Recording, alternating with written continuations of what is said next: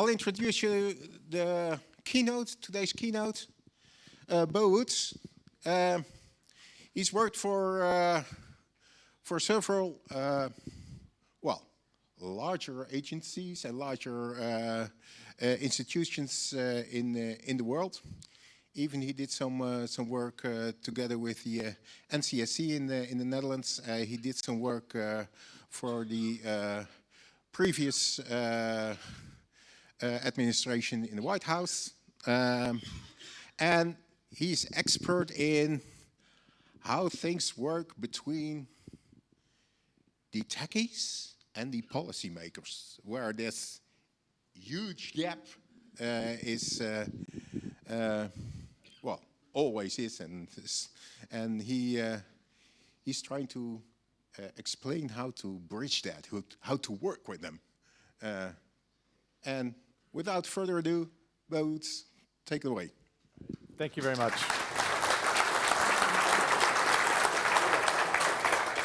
All right, good morning, everybody. I'm very excited to be here, a little bit jet-lagged. I came over from Washington, D.C. a few days ago. I moved to D.C. in 2016, knowing virtually nothing about public policy, and so over the past decade, I've just had a crash course in what it means to engage with public policymakers. I've done a lot of this work through an organization called I Am The Cavalry. Who's heard of I Am The Cavalry? A few hands, good. So basically a global grassroots initiative. We try and get together a bunch of really passionate security and technical people and then get them set on doing things that are profoundly good for the world. So the idea is that we say where bits and bytes meet flesh and blood, that is the public safety, human life consequences of cybersecurity failures. The other logo you see up there is a thing that Jeroen Benderham is running tomorrow called Hackers at the Hof. I have stickers for both because you can't change the world without stickers, so come see me and we'll get you stickered up. We'll make sure you've got enough for your laptops, your water bottles, anything else you need. I mentioned I Am The Cavalry. This is our very first, no, not the first one, but in I think 2020, we did a Hackers on the Hill. This is actually in one of the buildings of Congress in the US with an international group here. We've got folks from US, Canada, Europe as well, who came together to help inform US public policymakers. And it was kind of a crazy experiment. We were trying to do something different.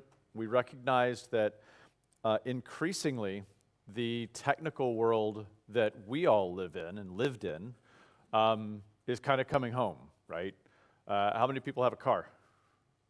How many people flew in an airplane within the last year? How many people use power? Water? Okay, we have our calisthenics done for this morning. Everybody raised their hands. That's good. All of these things, as you know, are increasingly powered by software, connectivity, LLMs, unfortunately. And as those two worlds collide, our society and the technology that we are very passionate about, decisions are being made without the technical experts in the room. And so the consequences of those decisions that have the power to reshape and reform society may be suboptimal unless we can engage. So this was one of our attempts to engage. We've done several of these events around the world. You know, nobody owns it, nobody runs it. Anybody can start something up. There's no money involved. It's just all totally volunteer pro bono. So I'm going to give you a little bit of backstory on how I came to do some of the things that he mentioned I did. Like collaborating with NCSC over here in the Netherlands, some of the analogies and frameworks you can use to understand public policy through a technical open source type lens. And hopefully by the end of this, you'll feel empowered to go out and engage in public policy. It won't be quite as scary and weird. It won't be quite as outside of the norm as maybe you're thinking right now. Actually, by show of hands, how many people have engaged with a public policymaker in the Dutch government or elsewhere? Okay, fantastic. Wow, that's awesome. It's like at least half the people. So you'll probably know your local piece of this better than I will. I'm just a filthy American who travels around and does this kind of thing, but you're actually living it. So I may get some of the details wrong. I will not get any of the pronunciation right, I guarantee you. But we'll make do. We'll do what we do. We'll translate. We all speak different languages, and we'll get there. All right. How many people were involved or worked on anything in the Log4j, Log4 shell? Yeah. So December 2021, I was working at the Cybersecurity and Infrastructure Security Agency in the US. I was helping to secure the supply chain for vaccines so we could get more doses of vaccination in more people's arms more quickly to save more lives. Well, December 2021 rolled around and that happened. So really quickly, I remember I was at my mom's house. She lives about 1,000 kilometers away from DC where I live. I was there home for Christmas on a break and just up in my room that I grew up in on calls until late hours of the night, early morning, trying to coordinate with people around the world to just identify which open source and commercial products were affected by this and which ones weren't. So that was a lot of communication from CISA with the Dutch government, because you guys did an amazing job of categorizing those, collecting, figuring out what had Log4j in it, what didn't, and you threw up a GitHub. So I saw that, and I was calling the people at CISA, like, how come the Dutch are ahead of us? We need to really get on this. It always helps to have a little competition when you're trying to nudge bureaucrats. So I was able to have them also stand up a public GitHub. They had an internal repo that they were using for internal stuff. I said, why not just make it public? They're like, hey, that's a great idea. How'd you come up with it? I'm like, yeah, blame the Dutch. And so we got it, and I went out this morning as I was coming in because I wanted to look at this old GitHub repo and reminisce about bad times past. And I recognized that on the Dutch NCSC&L repo, there were a bunch of names listed as like thanks, and tons of just individual contributors. It was literally just hundreds of people poring over packages and what's in your environment listed up there. We put together, I'm sure several people did this, but we put together an intake form. So if you had a package, you could list it. And within CISA, some of us were pushing hard for every software manufacturer to give us a report. If you're used in critical infrastructure, if you're used in government, we were leaning on them hard to give us that information so we could at least catalog it. But of course, that doesn't do the work of fixing the problem. That just tells us how bad we're all screwed. So we put that all together. Finally, Christmas rolled around. It had kind of calmed down, but even into January, I'm sure a lot of you were working on this as well. So that really prompt response that we were able to put together was dependent on years of conversations that had happened, on building some of the infrastructure, some of the human infrastructure, some of the networks, the human networks, to talk to each other, to know who to call when, how to escalate, what authorities, what rules were in place. And so the ability to move quickly when we need to is dependent on this type of, during the calm times, during the slow times, getting together, talking to each other, and building those connections. And it can't be understated the degree to which that is important in doing public policy work. The entire field of diplomacy almost is just people sitting around in rooms having coffee together and making small talk. It's horrible.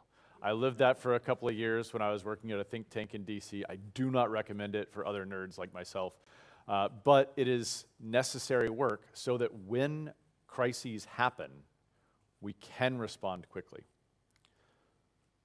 So what was the response after that? You have a crisis, and inevitably the politicians want to jump in and do something. Well, a couple of things. First, there was, over here in Europe, there was already, NIS2 was underway.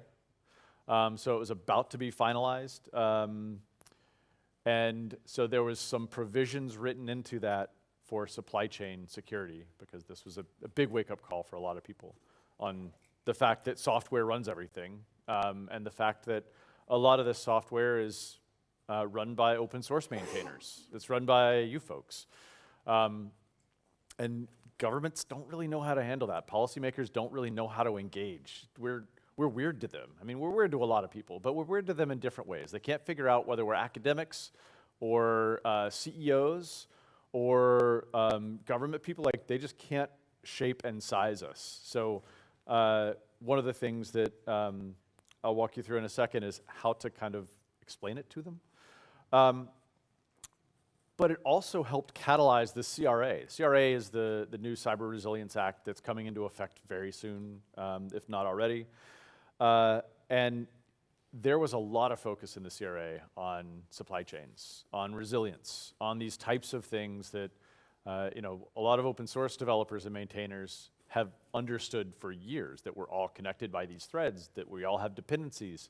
Well, policymakers they're learning, they're coming around. But they have to kind of be able to feel it and see it and understand it. So when they started working on this, they had a lot of people come in and talk to them about open source software, about supply chains, software supply chains specifically. Probably even some people in this room, held their nose and went and had the coffee with the policymaker to help them get it right. Just like code has supply chains, public policy has supply chains. So I think this might be a useful framework for those of you who speak code but not policy, software code, not legal code, to help kind of understand how to engage, where to engage, what's the right venue at the right time in order to have some of these conversations, to lay this groundwork that we know we need to lay. One of the kind of the key insights here is that some of these processes that you already understand can translate fairly well into public policy land. They're not all so foreign that you can't get your head wrapped around them. In fact, many of them are fairly common or well understood or understandable, at least. And I don't want to belabor these points and go through this in too much detail. I can make the slides available if you want to look at them later. But effectively, just like with software code, and you have a GitHub repo, let's say, you see that there's an issue, you open an issue request, or there's a new thing that needs to be done, there's an RFC that's sent out, everybody has a chance to kind of come together, comment on it, put in their ideas, then that goes to a broader working group. Sometimes these are formal working groups, sometimes these are informal working groups. I know that at least when I've worked with Congress in the US as well as the UK government, they really, really want to get input from everybody that they can, so that when they finally put pen to paper, when they start writing the code out, it can be better informed. And so there are often opportunities for experts to come together. In fact, every once in a while I see something pop in my inbox where the EU is looking for somebody who's a technical expert in a certain area to come and join a working group. And working groups, sometimes they're like standards organizations. They can move very slowly, and it's a lot of process work and those types of things. It's not hands-on keyboard fun stuff, but they're also very valuable. This is where really people get informed. Policymakers get informed. This is where some of the pre-understanding work goes into it. This is where you're developing requirements for a new whatever you're building, the software code or the legal code. And then you go into a period where these new draft proposals are written up.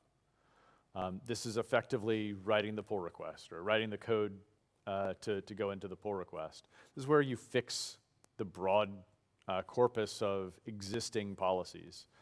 And it's very, very similar in that usually there will be one person who's writing it or a couple of people who are writing it, but they'll be pulling in ideas and getting perspectives from a lot of different folks, both before and as they're drafting it. Then it goes in and it's submitted. So this is the formal process where the policy is submitted. A bunch of different people look at it. Typically, this is when policymakers get the chance to weigh in and say, I don't understand this piece, or this is going to break this other law that we have, or there's all these arguments that break out over the public policy. I'm sure that open source never has arguments when you're going to review a pull request, so that must be unfamiliar to you. But this is where a lot of the conversations happen amongst the policymakers. They a lot of times won't look at a thing until it gets to this level, until there's language proposed, usually by a mid-level government employee who's trying to put the best thing forward that they can based on the expert input that they get. And then the policymakers take a look at it.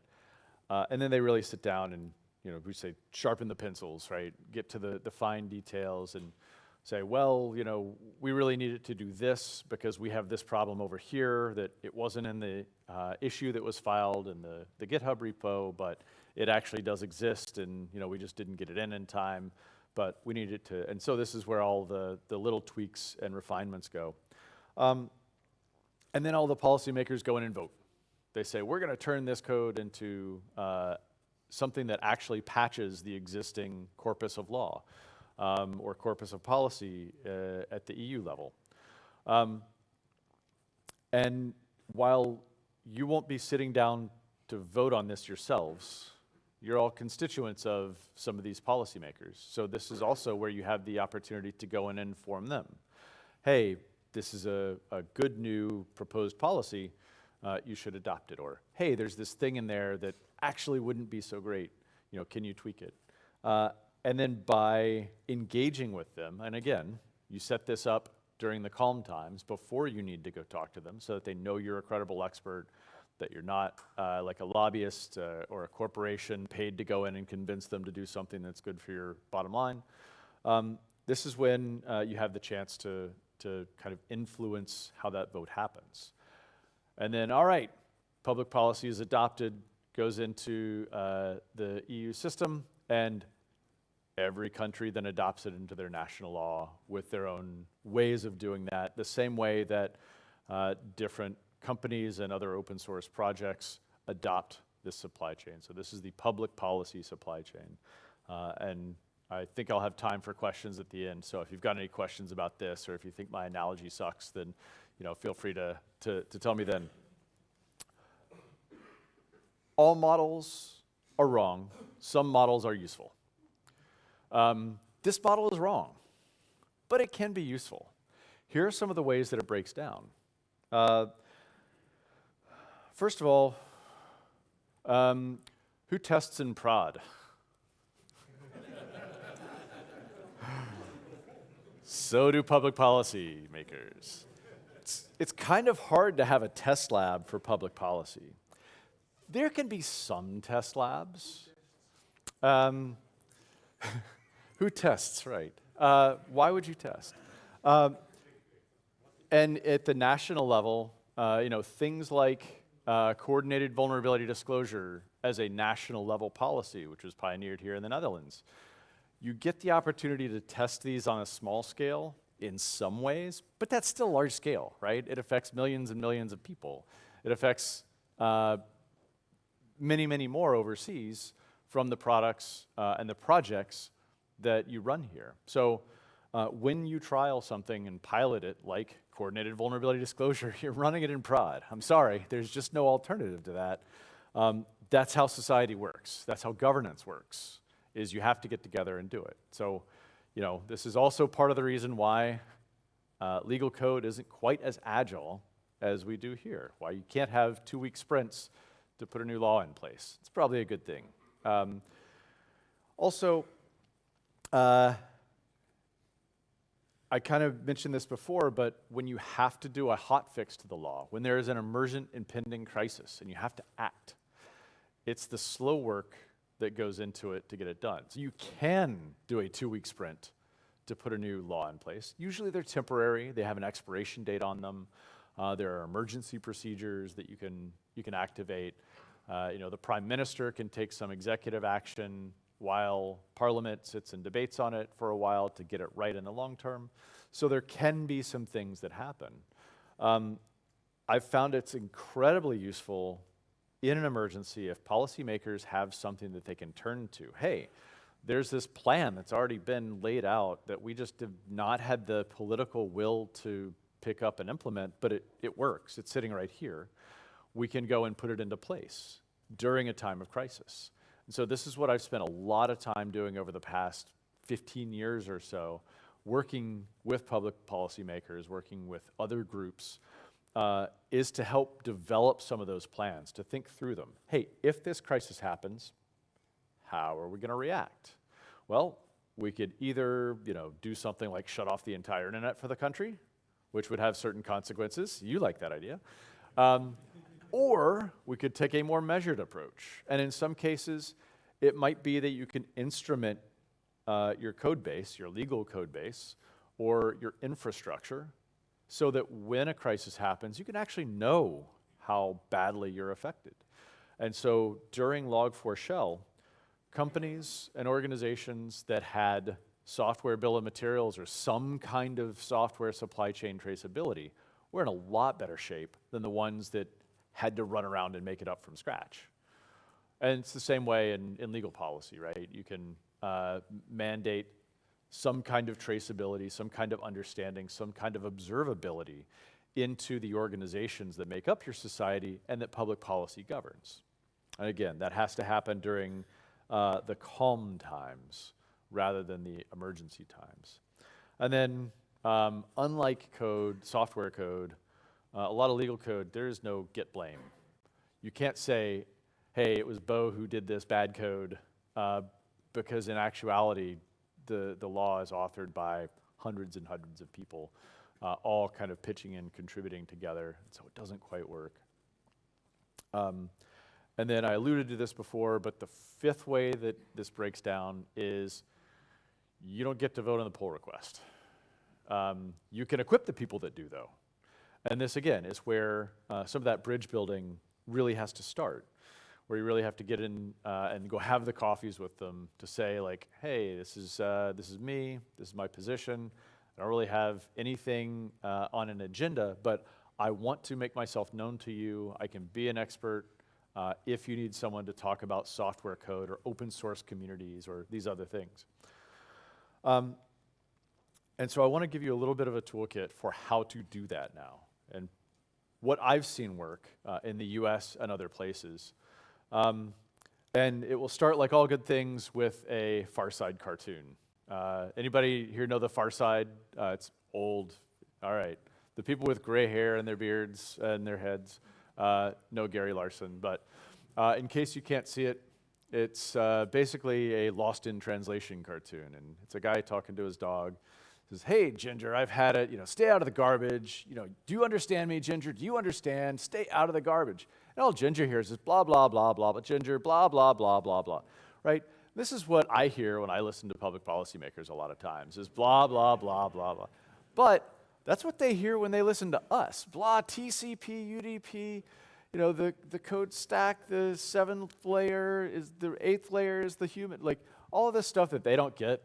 They don't speak that language natively. And while I only speak one language and speak it fairly poorly, you speak many languages.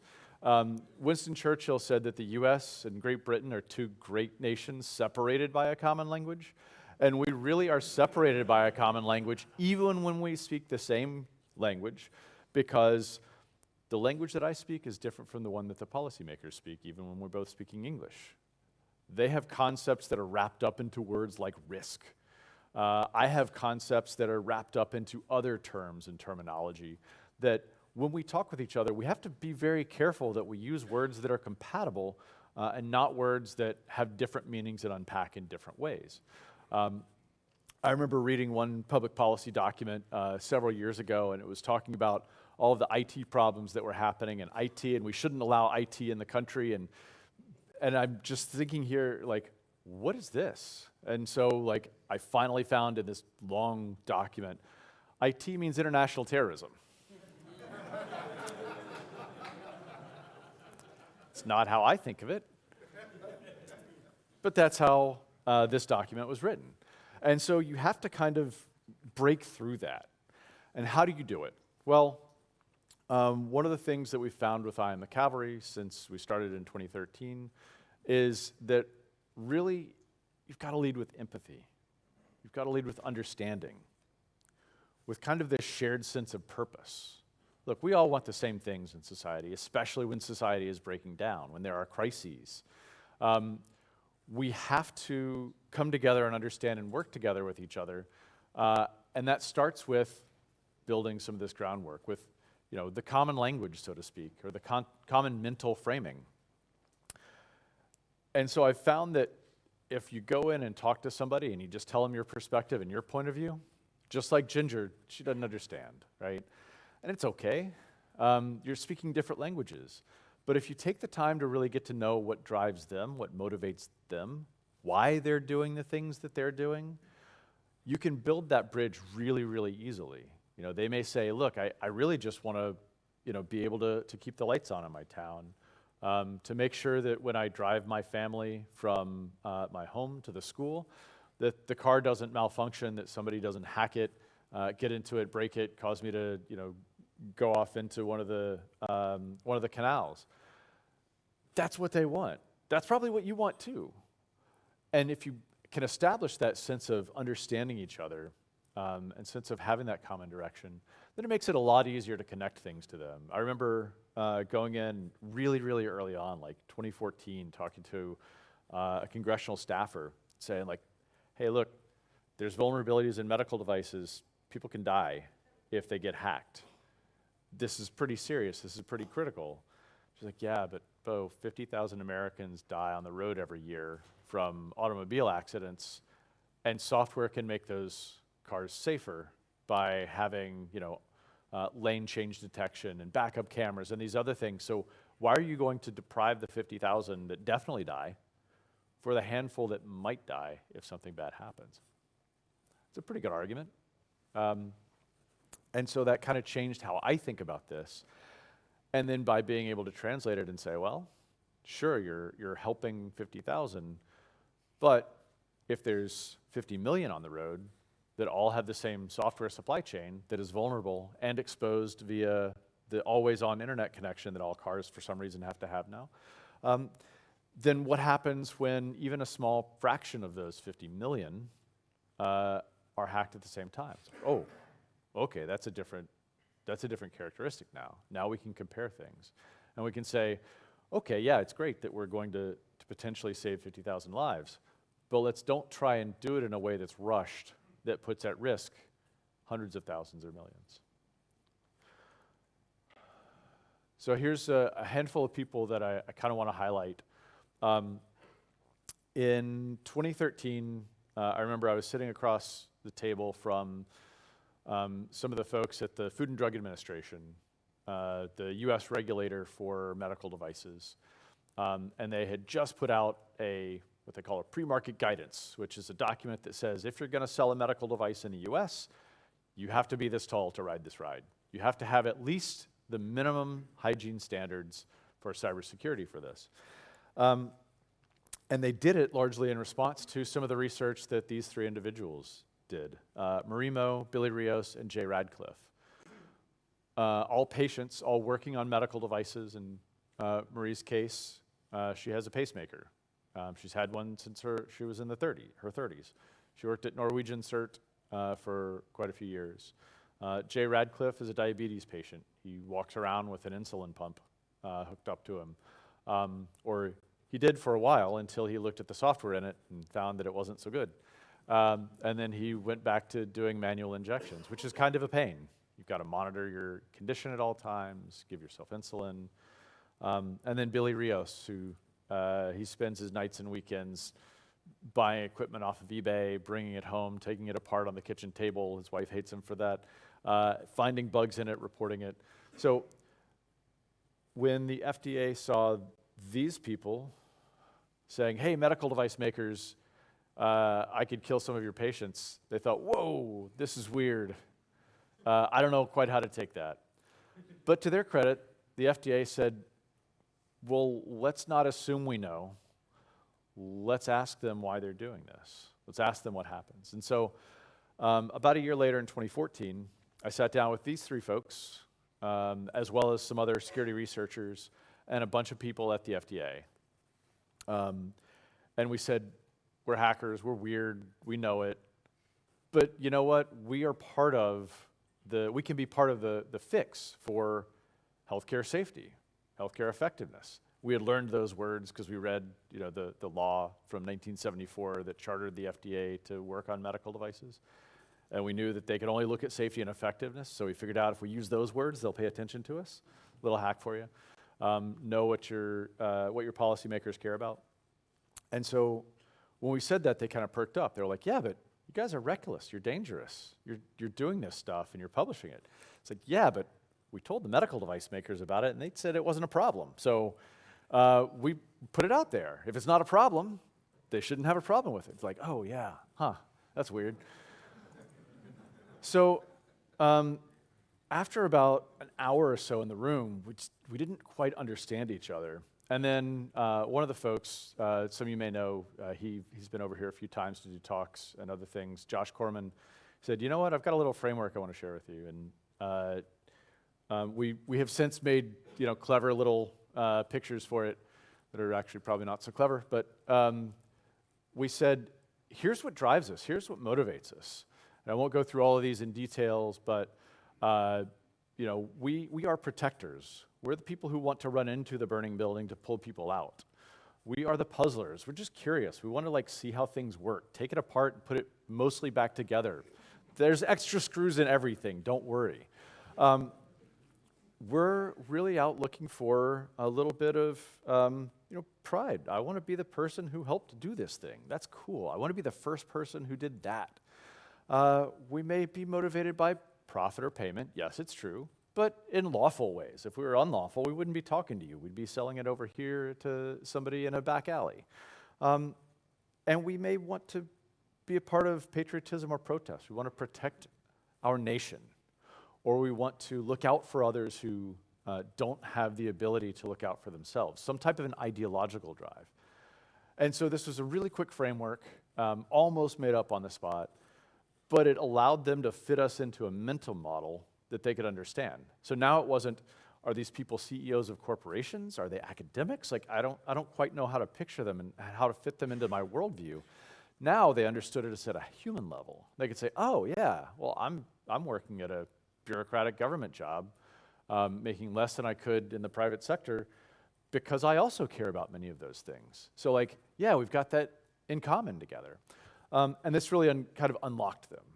And then for the second half of the conversation, it was about no longer why are you doing these crazy, reckless things? It was how can we work together to make public health more trustworthy? And so because of some of those conversations, we ended up writing a thing called the Hippocratic Oath for Connected Medical Devices. I went back and read it a few weeks ago, and it still holds up fairly well. It was published in 2016, January. And it basically takes the 2,000-year-old Hippocratic Oath and translates it into modern language, since increasingly care is being delivered by machines today. Physicians put their orders in, the machines carry out their instructions. We believe that those devices should also be designed, developed, built, implemented, maintained, operated, retired with the same symbolic spirit. And then based on some of that, in 2018, we got a bunch of medical device makers to come out to DEF CON, the world's biggest hacking conference, and bring their devices. And this was, I was walking around the floor of DEF CON one day back in, 2015, 2016, something like that, and saw that there were people just bringing their own medical devices, and people were banging on them and hooking things up, and then they'd run and tell the media hey, I found a way to kill a bunch of people. It's okay, well, hey, hang on. Is this the kind of thing that endears us to the public or makes us seem like villains? So I brought all of that together, formed a medical device village at the time. It's now been rolled into the Biohacking Village, where we got these manufacturers and several others. And Philips was a huge, huge supporter of this type of work. They still are. Of being able to proactively have people identify and tell them about bugs to be able to fix them. So they were a huge supporter, and then they got a bunch of their friends to join this. The FDA, this is the head of one of the biggest branches of the Food and Drug Administration, who's in charge of all the devices, tweeted out, it's Twitter at the time, now I don't know what it's called anymore, but he tweeted out that basically every medical device maker should go to the world's biggest hacking conference and bring their devices and get them beaten up on for a little bit. So this was a huge, huge, very, very cool thing. And then in 2022, in 2022, so in 2018 I went to work for the FDA for a one-year entrepreneur and resident stint. And in 2018, the agency said, hey, Congress, we need new rules. Medical device makers are telling us that cybersecurity doesn't matter for patient safety and clinical effectiveness. We think it does. So, it's like you go tell your parents, like, hey, they're making fun of me. And then your parents come in and they're like, don't make fun of them. Come on, kid. Like, here's the rules. Well, Congress set out the rules and said, yeah, medical device makers, of course they can regulate this stuff. It is kind of what they do. And so we got this bill called the Patch Act, which got rolled into a bunch of other policymaking. But because we had been doing work with some of the members of Congress for, I think, 5 years at that point, they let us in the door and they said, hey, we heard the FDA wants to do this stuff for cybersecurity. What do you think? We're like, yeah, man, that's cool. We think it's much needed. And so it got put into law. They had the political will. They were just waiting for the words to put on a page to be able to put in front of people to get the action. So I'll give you one more quick case study, something that you're probably more familiar with. This is probably a hard-to-see graphic, but who's heard of ETSI 303645? Yes, a couple of people. For those who can't translate numbers into other things, anybody hear of the UK Code of Practice for IoT Security? Okay, a couple more people. Different from the people who know ETSI, that's very interesting. So in 2016, 2017, anybody remember the Mirai worm? Took down a bunch of infrastructure, including like DNS services, and had a pretty profound effect on policymakers. I just got into Washington, D.C. at the time, and I remember I went to this room somewhere and was like, hey, you guys probably ought to be worried about infrastructure stuff, and like, if a single DDoS could take down large parts of the internet, it might be a bad thing. And I remember some of the lobbyists in the room, some of the corporate people were like, that'll never happen. It's impossible. Like the next week, like literally I was getting off the plane the next week, coming back from someplace, and Mirai was happening. I'm like, all right, corporate people. I'll see how it is. And so in the UK, the reaction to that, one of the reactions was to basically put out a code of practice for how to secure IoT devices that are sold in the UK. What's really interesting with this is there's a guy named David Rogers, who some of you may know. He's done a ton of stuff in telecoms and software security over the past 20 years, 30 years maybe. And he was the technical lead on this. I randomly met him at a conference in Germany, a car conference, and we got to talking and realized that we knew of each other but didn't know each other directly. And so he was putting together a group to basically help inform this and bring technical people to write a technical document to take to the public policymakers because they had an appetite to do something. They didn't care what, they just needed to do something. And they were smart enough to say, we want it to not backfire and not have all kinds of negative consequences. So let's build it out and see what happens. The core of it, those three highlighted things there, pretty simple and straightforward. No default passwords, implement a vulnerability disclosure policy, and keep your software updated. Pretty obvious to a lot of us in the room. But these are some really, really interesting things where by implementing them in the way that the UK government did, and now ETSI 303645 did, which you'll all have to go home and look up later, didn't set a floor and say you should stay there. It set a minimum threshold and said, we want you to innovate around that. Some other things as well, like encryption at rest and in transit, where it's kind of hard on a really low power device where you might be running on batteries to do strong cryptography. But it was also a challenge to developers to build something better. And the secret is a lot of these commercial devices, they kind of suck at security. They're pulling from really, really old open source packages, or they were at the time. And because of some of this work, they had to pull from more recent open source packages where the security models are a lot better because you guys do a better job than a lot of companies.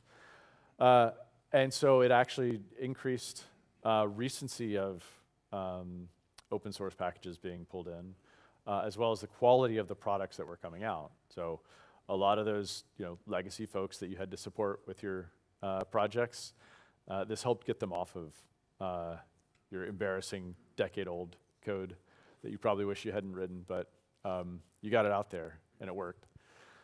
So empathy is the operating system or operating model for this. I'm running out of time, but I want to give you an actionable step. So for those of you who have raised your hand that you have talked to a policymaker before, maybe great. Maybe rekindle that connection. See if they want to get another coffee. You never know. They may be like, oh yeah, there's this cybersecurity thing that I was just thinking about the other day. For those of you who haven't, give it a shot. What's the worst that happens? You're out €3 for a nice flat white. Worst things have happened. You don't need to speak their language natively.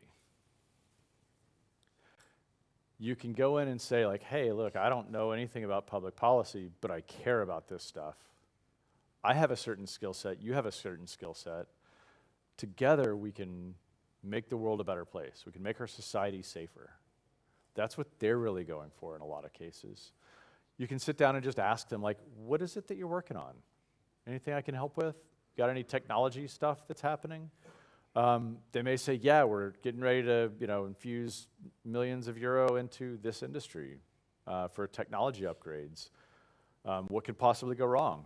And you could say like, hey, that's cool. Have you thought about this? Do you understand the role that open source communities can play in making that a more palatable, easier move, reducing overall costs? There could be lots of ways to engage in that conversation. I want to leave you with a quote from an American, but she's a very smart American, or was. She said, never doubt that a small group of thoughtful, committed citizens can change the world. In fact, it's the only thing that ever has. And with that, I'm pretty sure I'm out of time. Thank you.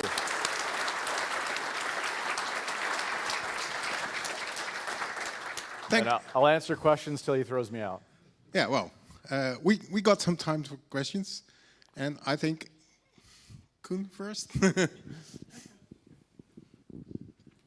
Did you know that yesterday afternoon, after our whole government said, maybe it's a bad idea to sell this company to a US-based company where we all identify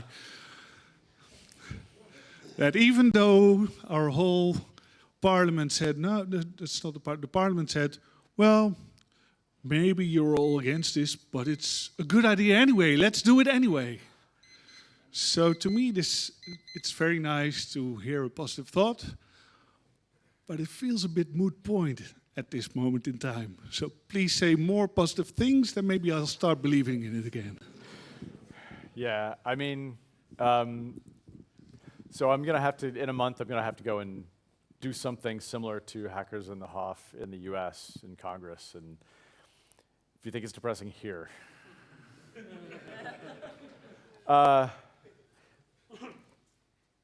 Believe it or not, these are the calm times. This is when a lot of bluster is happening. A lot of people are yelling and shouting and screaming, and not a lot of actual work is getting done.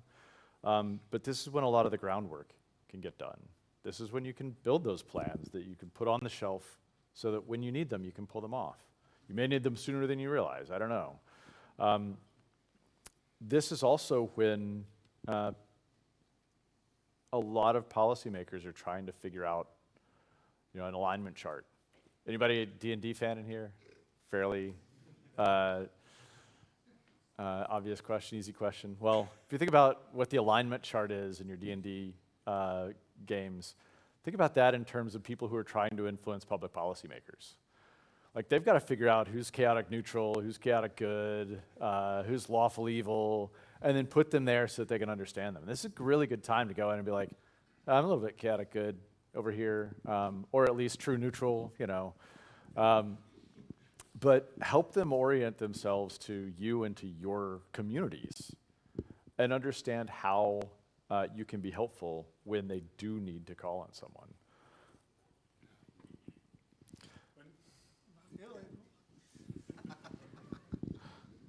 There was this guy who gave up his job a few weeks ago by publicly stating that this was a really bad idea.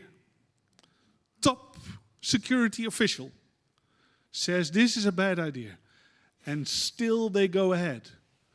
So maybe this is not the time for gentle nudging, but for actual sabotage kind of things. You do you.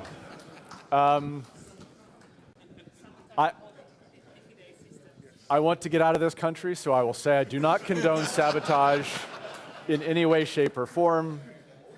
I mean, everybody's got their own way to do things, right? Maybe you are the chaotic evil that the world needs at the time. I don't know. Yeah, right. I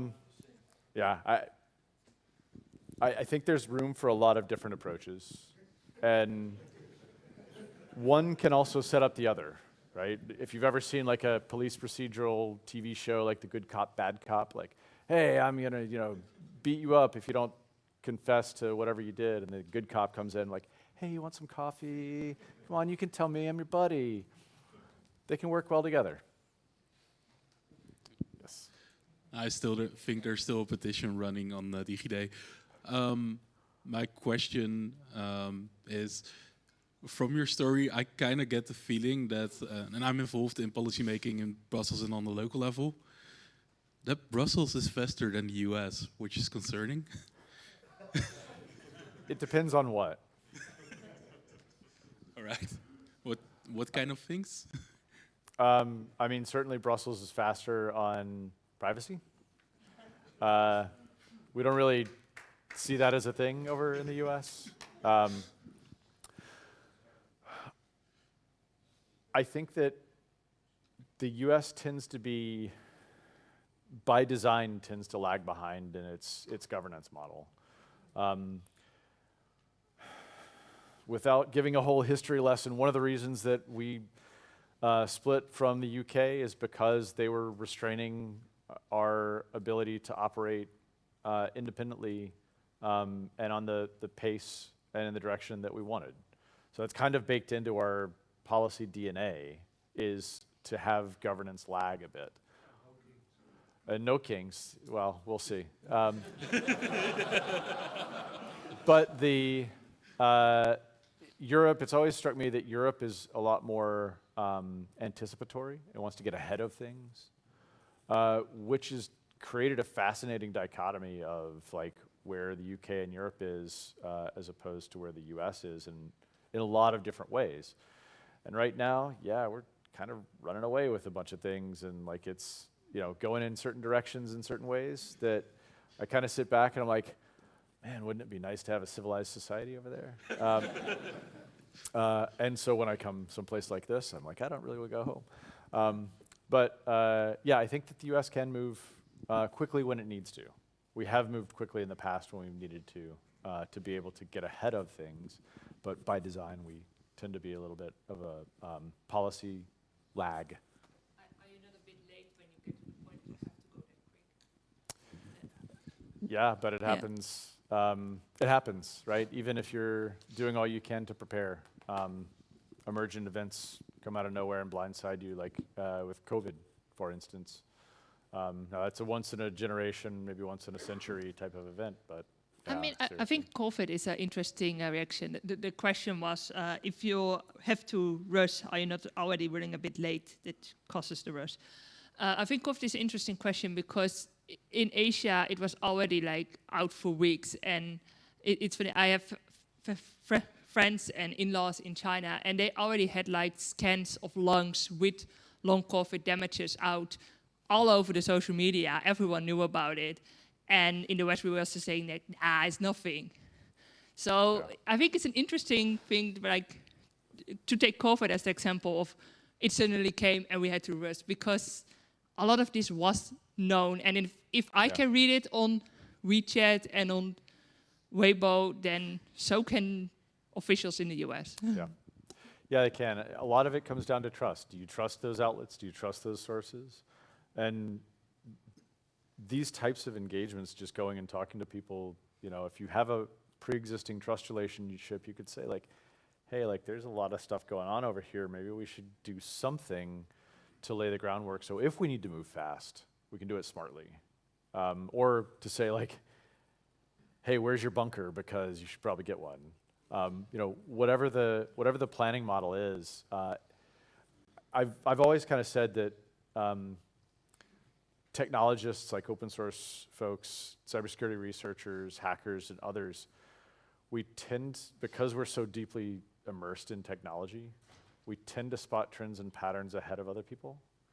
And we can be the ones who are the early warning mechanism for policymakers. And you know, often when I go and talk to congressional staffers, they're like, what should we be worried about that you're already worried about, that we won't be worried about for 5 years, but that we can get a head start on now? That's like one of the most common questions that I get. And I think that partly it's now that we've built a lot of these connections, they start to recognize that like, hey, this group of people over here, these communities, can really help us do our jobs better. They can really help us get ahead. And also the fact that like, they're not experts in technology. Like they know how to swipe apps and stuff, but like below the app layer, they're like, I don't know, man. If I turn it off and turn it back on and it doesn't come back up, I take it to the Apple store and like let them work on it. They don't have an answer for Android, unfortunately. But so yeah, like I think a lot of those things come down to trust. Some of it's institutional trust. Does our government trust their government and their social media? You can't fix everything, but you can at least build some of those bridges. That's what I'd advocate for anyways.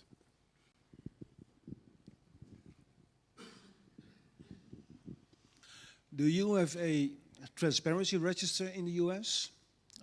I know that if I want to go for a coffee in Brussels, I need to be on the register.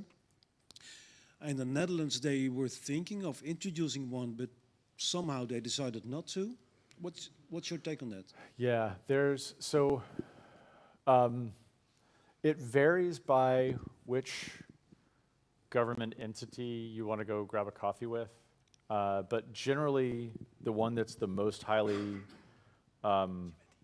looked at is Congress. If you spend something like 5% of your time going and talking to Congress, you're required to register as a lobbyist. If you take money to go talk to Congress, you're required to register as a lobbyist. So there is some idea of registration in the US. I think having some threshold below which it's fine is a good idea. Because like, I don't know, maybe you do want to just go like, reach out, right? You're a citizen of the country. You have a right to petition your government. At least in the US, we're supposed to.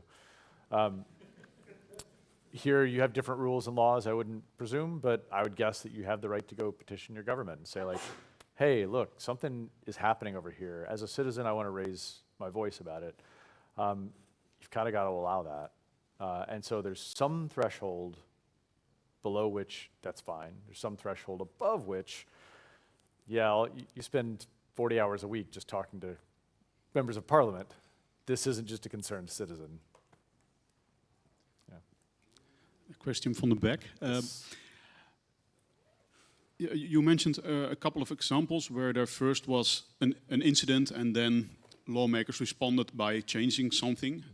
Mm-hmm. Do you consider humankind to be proactive or reactive?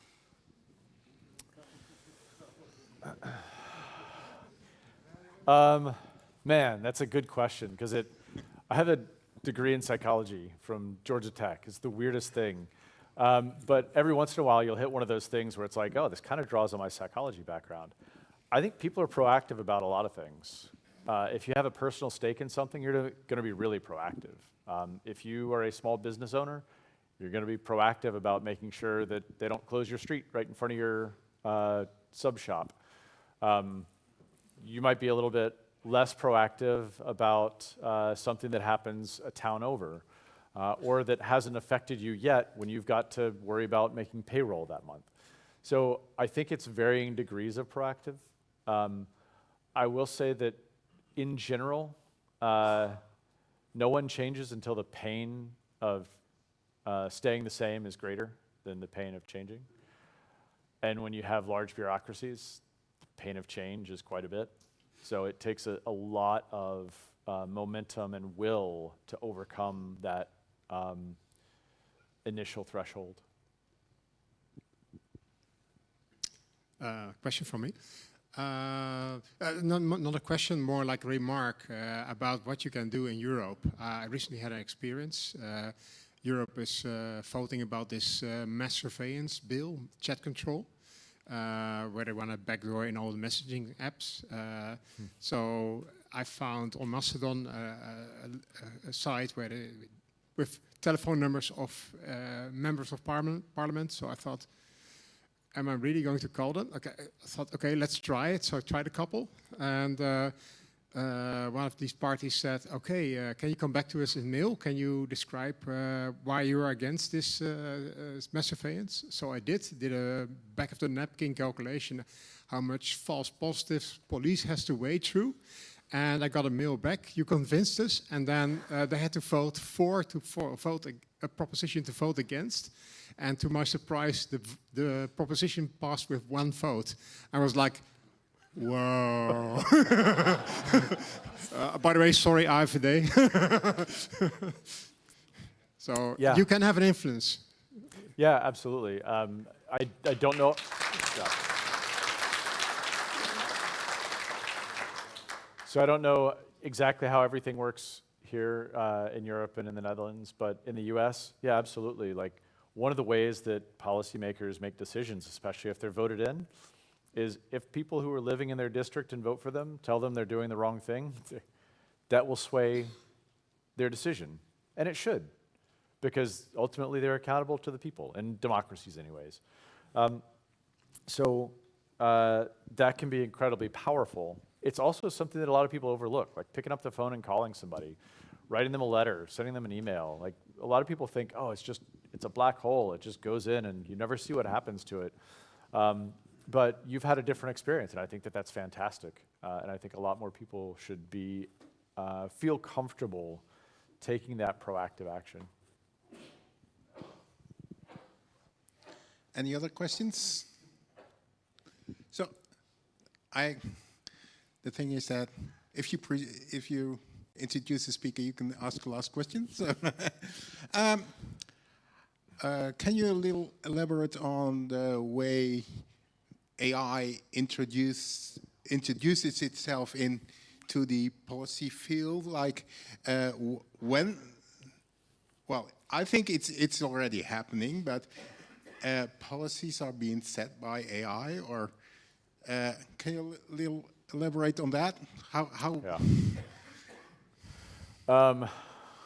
Let's see. We don't have time for all of that. You got 6 more minutes.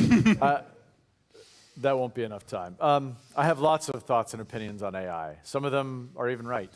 I think that I forget. There was somebody who came out and said, like, the first artificially intelligent entities were actually corporations. The Dutch have a long tradition of founding corporations. I think you've started the first corporation. The idea behind it is you do one thing, do it over and over again, do it really well, and reproduce. And so I think we've always had these kind of artificial intelligences. This is just a machine artificial intelligence, which is different in that it moves a hell of a lot faster. it's also more scalable. It also burns down the forests faster even than corporations, which is hard to believe. But I think in some ways, artificial intelligence has been making and setting effective policy for 20 or 30 years. There are things like predictive policing, we call it in the US, where you look at where the most people are arrested in a city and say that must be where the most crime happens, and therefore that's where we're going to put the most police officers. And so you get more arrests, which just reinforces your belief that that is where all the crime happens. But that's because that's the only place you're looking. Yeah.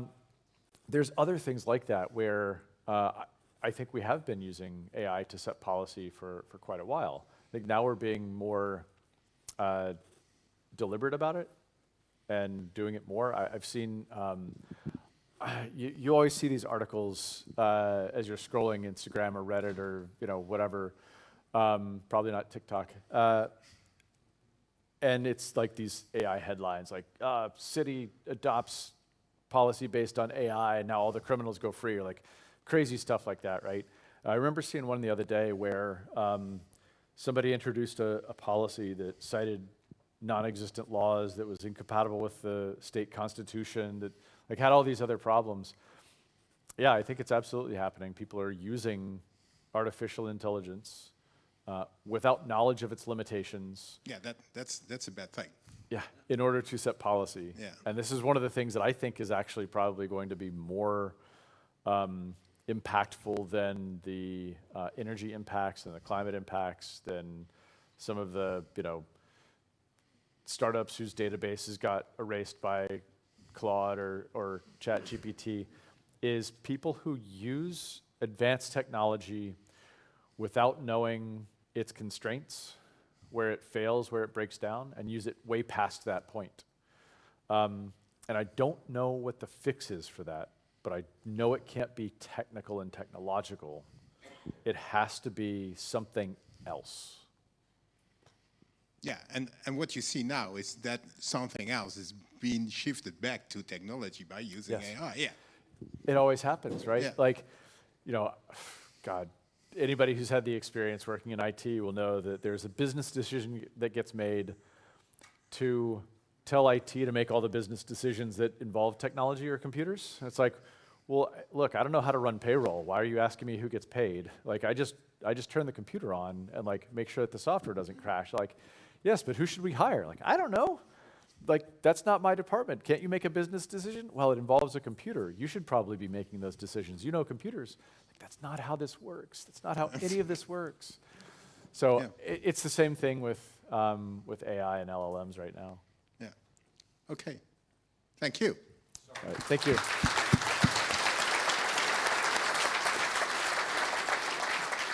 And I've got some stickers up here for I Am The Cavalry and Hackers at the Hof. If you want some of those, feel free to come up and grab them.